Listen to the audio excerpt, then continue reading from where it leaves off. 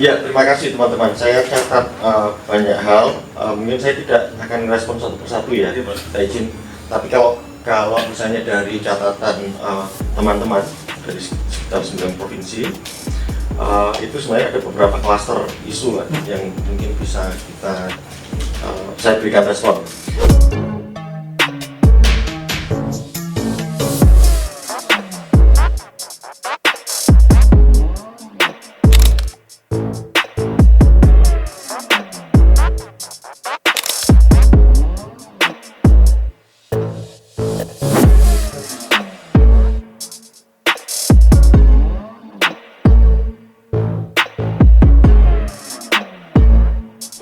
Yang jelas begini, pertama-tama kalau kaitannya isu kejahatan lingkungan segala macam, ya itu mungkin KPU juga pada saat Ketua PPATK menyampaikan ke publik aliran itu dan info kalau di berita di media kan bahwa itu laporan itu disampaikan ke KPU. Nah kami coba periksa juga sebenarnya di KPU sejauh mana laporannya itu kami terima. Nah sampai sekarang kami bisa konfirmasi itu nggak ada. Jadi maksud saya gini, bukan berarti laporannya tidak ada, tapi tidak ke KPU, karena memang belum wilayahnya KPU. Disclosure, audit, segala macam, itu tentu di mekanisme yang berlaku. Kapan dia harus bisa dibuka ke publik misalnya, termasuk kalau misalnya besaran siapa yang menyumbang kan sudah ada semua itu. Saya kira relatif tidak mengalami banyak perubahan. Nah itu. Tetapi kami juga membangun sistem informasi, sekarang ini lagi di develop, itu namanya SIKADK, Sistem Informasi Kampanye dan Dana Kampanye. Jadi di situ.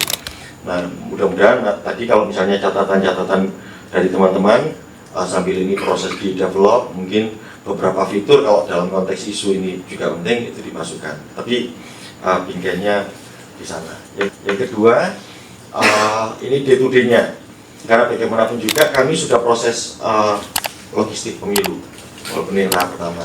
Tahap kedua masih berjalan. Tahap pertama itu kalau nggak salah 18 September kemarin. Nah ini gini, kita sebenarnya berangkat dari concern yang relatif tidak jauh berbeda, bahwa tentu saja KPU mungkin tidak bisa jadi ahli lingkungan gitu, karena dia taruh perhatiannya bukan di sana gitu, tapi di prosedur mengelola pemilunya.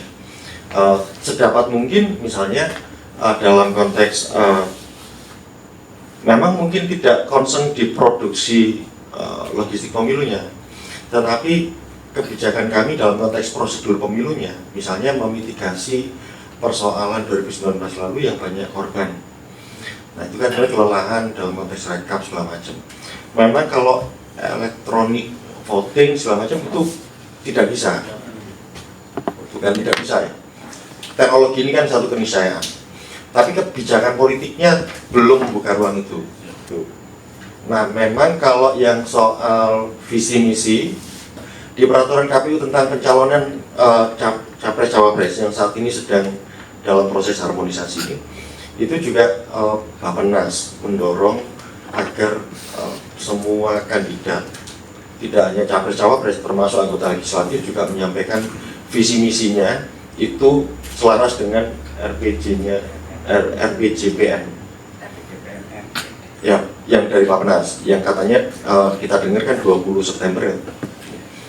Nah KPU-nya kalau untuk capres-cawapres oke, tapi untuk legislatif ini tunggu dulu, karena legislatif ini kan yang mencalonkan partai politik. Nah partai politik sejak awal punya visi misi.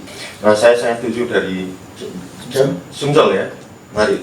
Jadi ini kan sebenarnya di 9 provinsi dengan segala problematika yang ada, bisa tidak kita angkat ini jadi isu nasional, jadi mainstream. Oke, gini teman-teman, saya tidak janjikan apapun ya, lebih baik kita digulirkan. Tapi isu lingkungan ini kan, ini memang harus jadi concern kita semua. KPU punya ruang gerak nanti di pemilu 2024 5 kali debat kandidat, 2 di tahun ini, kami sudah punya rancangannya, nanti di tanggal kapan namanya. 3 di 2024 sampai jelang masa kampanye berakhir di 10 Februari kalau berakhirnya. Nah, 5 isu debat itu, ini kan sebenarnya ruang gerak untuk kita mengimplankan isu-isu yang muncul. Nah, tinggal nanti gini, kami pasti akan bentuk panelis. Kami sekarang mungkin dalam rangka, oke, ini ada sejumlah pihak yang punya concern terhadap isu-isu tertentu. Oke, kita cluster nanti isu, termasuk mungkin saya harus baca nanti bahan kajian termasuk data-data. Kalau menarik itu kan sebenarnya nanti mungkin ada tim panel khusus gitu ya yang akan ini dari data-data yang luar biasa gitu, sangat detail gitu ya. Tapi kan kemudian ditarik, diabstraksikan jadi pertanyaan-pertanyaan besar gitu. Nah, tentu saya juga berharap selain di kami, teman-teman juga keliling juga ke mengkomunikasikan isu-isu ini ke para kandidat, apakah tim paslon segala macam. Teman-teman, sekali lagi mungkin pertemuan ini tidak menjawab dan menuntaskan semua hal, tetapi concern dari kita semua sebenarnya selaras dengan apa yang kami lakukan di KPU. Ada batas-batas yang misalnya wilayah ruang gerak kami ini, misalnya PPATK, lah kan alirannya itu belum ke kita gitu. Jadi kan dana kampanyenya belum ada. Ya kalau di sana masih di sana, tentu urusannya di PPATK, penegak hukum dengan mungkin partai politik. Menurut saya